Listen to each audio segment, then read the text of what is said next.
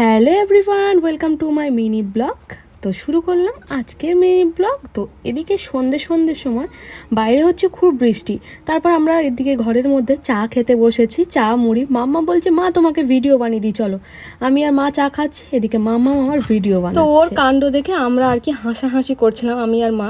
তো ওই যে ও আমার কাছাকাছি ফোনটা ছিল, আমার থেকে ফোনটা নিয়ে, ফোনের আবার এখন লক খুলতে জানে, একা একাই ফোন নিয়ে পাকামি করছে। ওকে বারণ করছি, বাবা এরকম করিস না, ছোট মানুষ, এসব করতে নেই।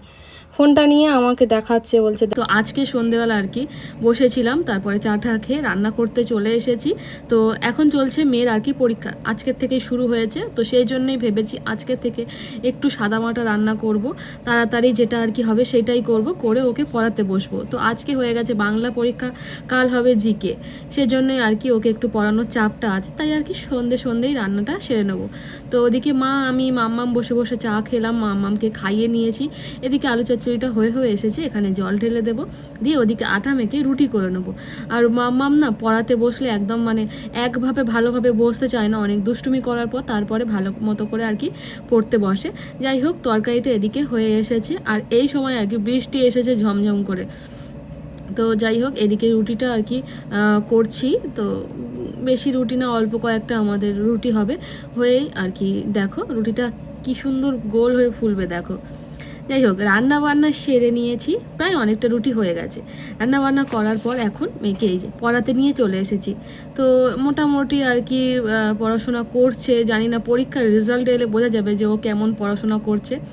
আর তা পদ্মর মাথা দাগ দাও, পদ্ম ওটা কই, হ্যাঁ ওটা, হ্যাঁ আচ্ছা। তারপরে কি আছে? আমার পড়াশোনা হয়ে গেছে, এবার আমি ঠান্ডিকে পড়াবো। ঠান্ডি মানে আমার কে জানো? আমার ঠাম্মি। এবার আমি ঠান্ডিকে আমি পড়াতে বসবো। সাদা খাইছি, আমি কি বেঁধেছি, বাড়ির বেগুন কাজ করার রাতের দিকে বসে পড়েছি খেতে, যা যা রান্না করেছি সেটাই নিয়ে আর কি বসে গেছি। তো সকালের একটু তরকারি রয়ে গেছিলো, সেই তরকারি আর বিকেলে যেটা রান্না করেছিলাম ওটাই। এদিকে একটু খিচুড়ি ছিল, একটু আলুর দম ছিল, সেটাই আর কি খাচ্ছিলাম। তো ওদিকে ও কাজ থেকে চলে এসেছে, ওকে বললাম একটু ভিডিওটা করে দিতে, ক্যামেরাটা আর কি ধরতে, যেহেতু আমি একা একভাবে করছি তো পারছি না।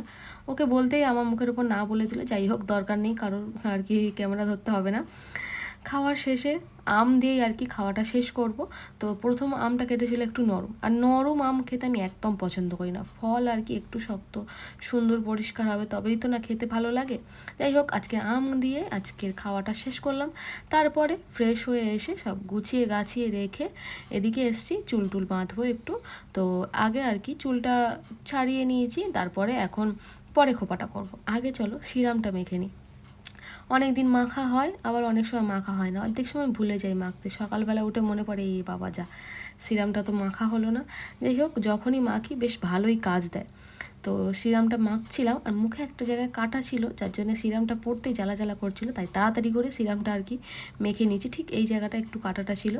তো আজকে সন্ধ্যে থেকে রাত অবধি যা করলাম এইটুকুনি করেছিলাম। তারপরে তো দেখতেই তো পেলে, খাওয়া দাওয়া স্কিন কেয়ার সমস্ত কিছু হয়ে গেছে। আর এখন ঘড়ির কাঁটায় বাজে 11:25 মতো। এখন আমরা শুয়ে পড়বো। তো অন্য দিনের তুলনায় একটু হয়তো আজকে মনে হয় তাড়াতাড়ি শুচ্ছি, অন্য সময় 12টার সময় আর কি খেতে বসা হয়, আজকে আবার একটু তাড়াতাড়ি হয়ে গেছে। চলো এবারে ঘুমের সময়। সবাইকে জানাই গুড নাইট, শুভরাত্রি, সবাই ভালো থেকো, সুস্থ থেকো, চলো টাটা।